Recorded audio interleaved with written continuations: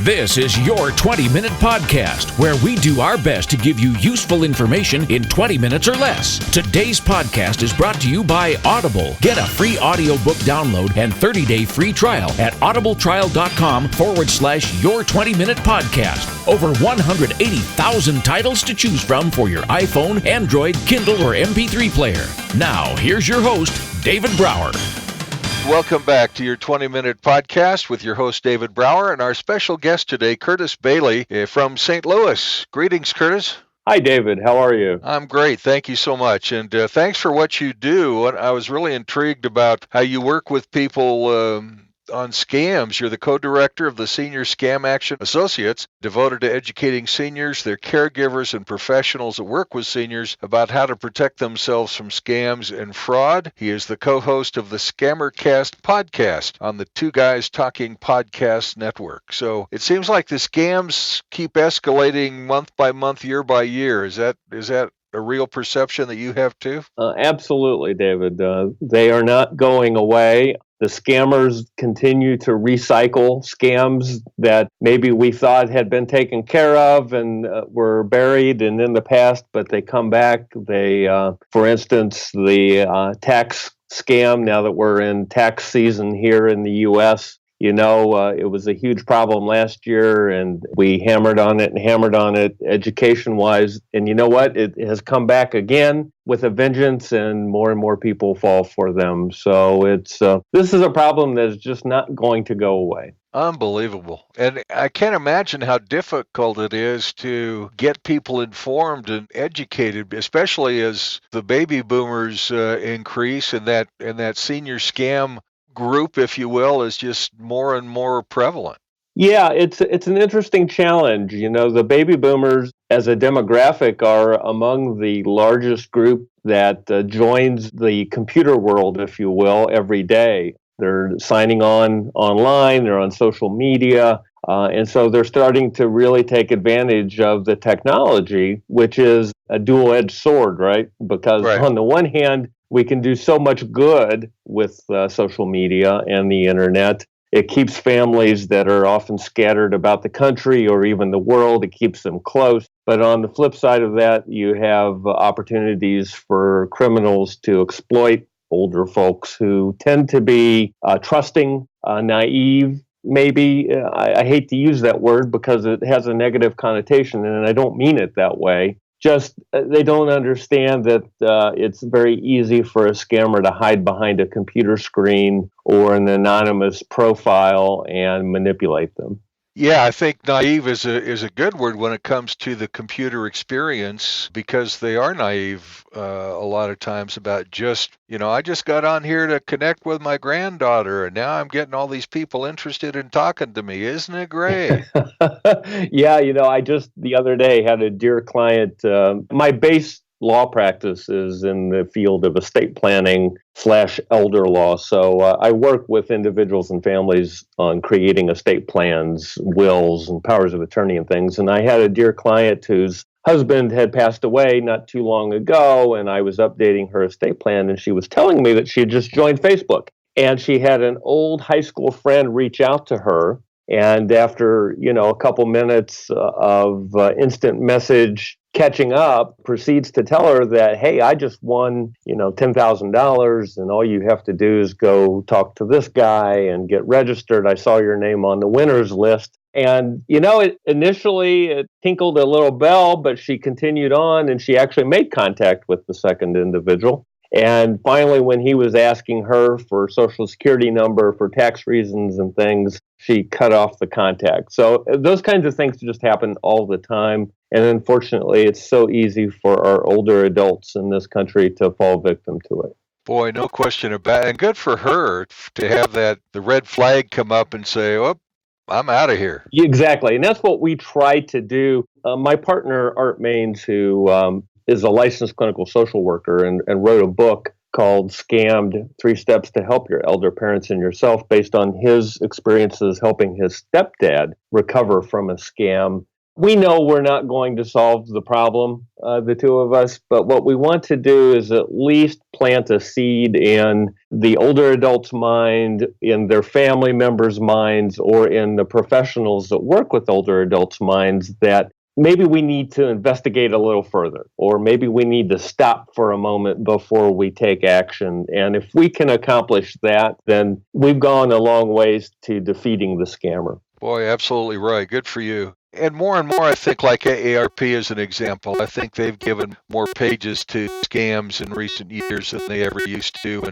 And so finding publicity outlets, for lack of a better term, like that can reach a large number of boomers and seniors that's really important as well, huh? It is, and that's why I'm so grateful to come onto your show and other media outlets where I can help spread the word to the folks that need it. And oftentimes it's not directly to the older adult themselves, although my partner and I do a lot of presentations locally to groups of senior citizens or older adults. But oftentimes the people we're really trying to reach are the family members or the professionals, because they're the ones who are kind of uniquely positioned, if you will, to maybe see something. And they need to step up and ask the questions. And so that's why we're so grateful to be able to spread the word a little further and a little wider than just here in St. Louis.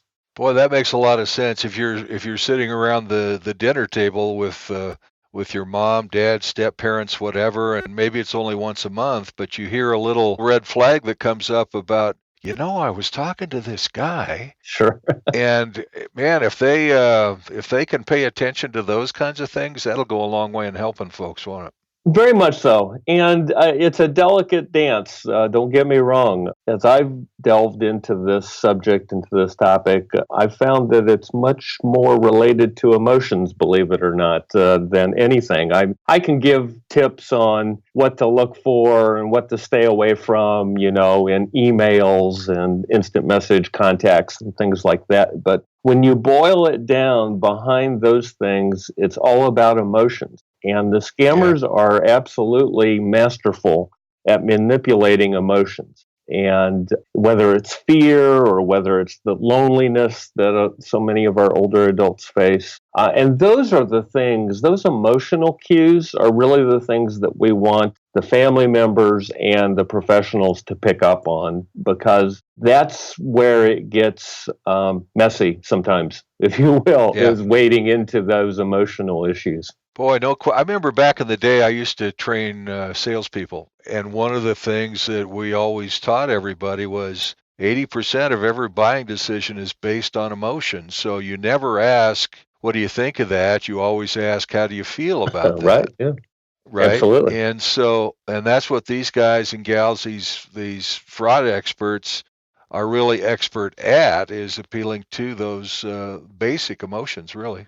Yeah, very much so. There's some unique research that has been conducted at Stanford in their Center of Longevity. And what they found is that if a senior or older adult is agitated, and it can be agitated in a positive way, meaning they get excited about something, or in a negative way, they get very angry about something. Either way, they are susceptible to being manipulated, and that's really what the scammers hone in on, is getting their contact or their prey, if you will, the victim, agitated, whether it's a positive way or a negative way. And what the scammers do is they take their time in figuring out what the button is, and once they find that button, then they push on it repeatedly.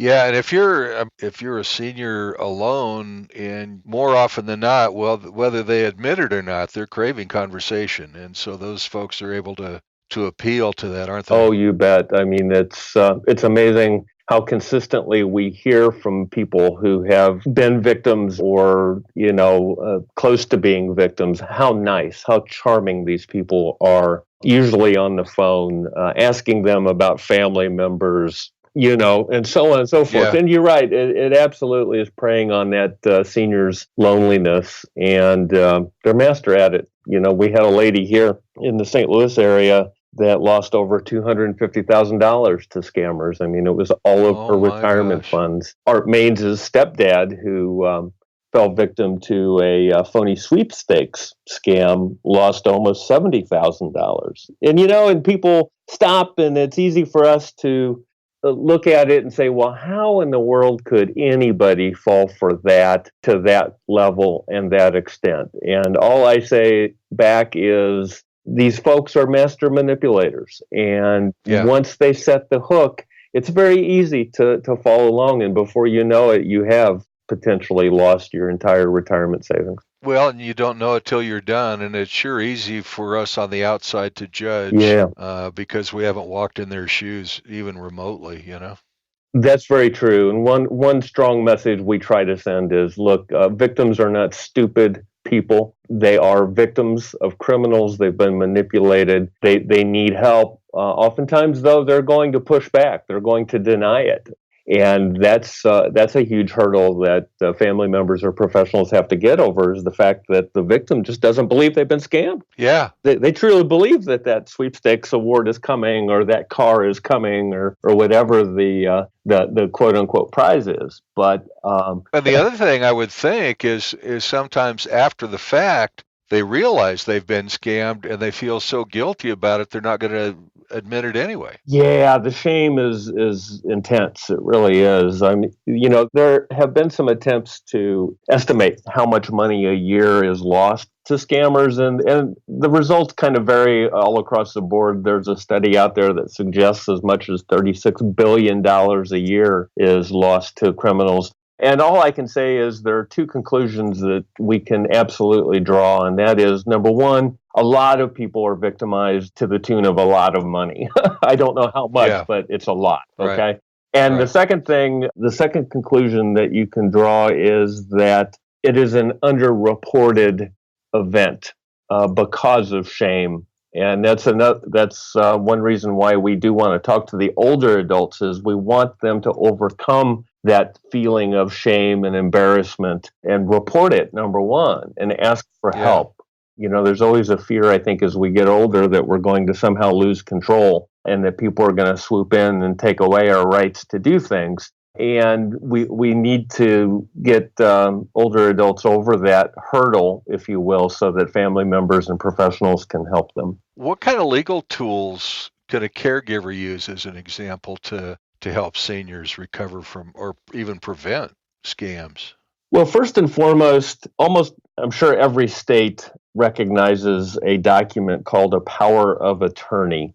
And the way a power of attorney works is this. The older adult signs a document in advance, appointing an agent. Usually it's a family member, to be able to help them with financial matters and decisions if they lose the ability to do so themselves. And so this is a key document that everybody should have in their estate planning, but it has a great relevance in helping people prevent or recover from fraud or scams. Because if the older adult does lose that ability, then a child or a caregiver can come in right away and at least stop the bleeding and can lock down the accounts, if you will, and things of that nature. It's a far easier route if you have a power of attorney in place, as opposed to having to go to court and being appointed a guardian, which is a court process and takes longer and is much more expensive.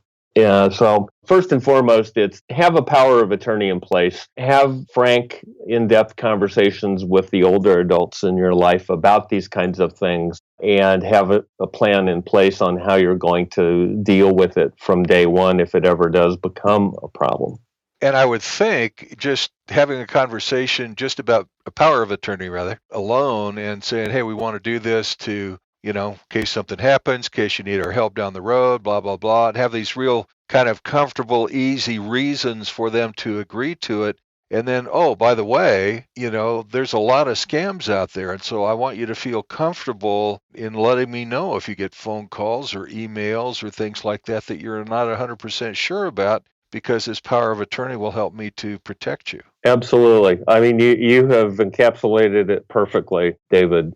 Have those kinds of conversations in advance, because if you don't, what happens is when the event occurs, everybody's emotions are high. The caregiver's emotions are high. The older adult's emotions are high. They're going to become defensive probably. And oftentimes the caregiver is going to have to be very forceful. And all of a sudden, it's an ugly situation between the caregiver and the older adult when it shouldn't be. And caregivers have to walk a fine line between being assertive and forceful in order to lock down those finances and stop the scam or the fraud, versus making sure you're honoring the older adult and being supportive as well. That's tough. Oh man, that is tough for sure, and there's a risk of just ruining a relationship. Yeah, and unfortunately we see that happen, and there's no easy way to avoid that. But all I can say is, in the moment when the scam or fraud is discovered,